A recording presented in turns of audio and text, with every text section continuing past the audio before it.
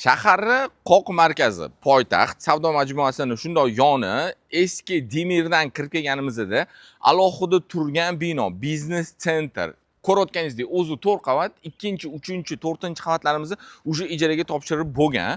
Birinchi qavatimizni qolgan. Narxiga aka juda zo'r biznes sentrimizni ikki yoq taraflama kirish qilingan. Undan tashqari parkovkadan umuman muammo yo'q. Ko'rayotganingizdek 60 ta mashinaga mashina qo'yish uchun o'zini sharoitlari bor. Ichlarida remontlari tayyor.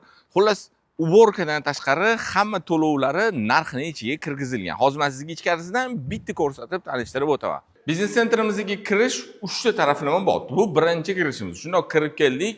Tepa qavatlarga chiqib ketadigan lift, bu yoq tarafimizda zina va ketma-ket ko'rayotganingizdek bu yerda xonalarimiz tushgan. Uzun yo'li biznes sentr bo'lgandan keyin kabinetli sistema. Общий birinchi qavatimizning kvadraturasiga keladigan bo'lsak, 750 kvadrat. Общий hammasini 750 kvadratda ham olsangiz bo'ladi. Yoki, menga Murod kichkinaroq kerak deydigan bo'lsangiz, aka, bemalol 30 kvadratdan boshlab ijaraga olsangiz bo'ladi. Bittasini ko'rsatib o'taman. Mana bu bizani bitta xonamiz. Kirdik, как sekretar xonasi va shundoq yonida bo'lsa, bu yerda direktorskiy kabinetimizni qilingan. Xolos siz shu рабочий zona ham qilib qo'yasiz. Chillerning sistema, hamma remontlarimizni 100% tayyor qilingan. Keyin bu yerda bizani dokument hujjatlarni qo'yib qo'yish uchun xonamiz va shundoq yonida bo'lsa, o'zining ichida sanuzel bor.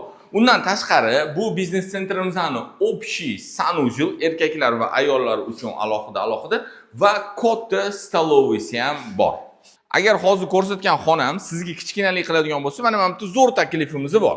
Kirib keldik, reception, bu yerga ham bitta рабочий zona qilsa bo'ladi. Chap qo'limizda bitta xonamiz, buxgaltergami yoki direktorskiy xona qilib qo'ysangiz bo'ladi va shundoq kirganimizda o'ng qo'limizda bo'lsa, yana bitta xuddi shunaqa katta xonamiz bor.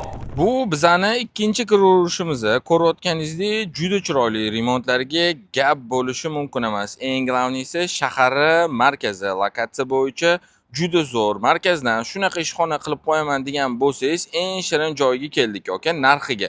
1 kvadrati uchun 300 ming so'mdan so'ralyapti. Primoy o'rta kashlasiz joyi egalarining telefon raqamini shetda yozib qoldirdim. Ulgurib qoling, aka, menimcha tez topshirilib ketsa kerak.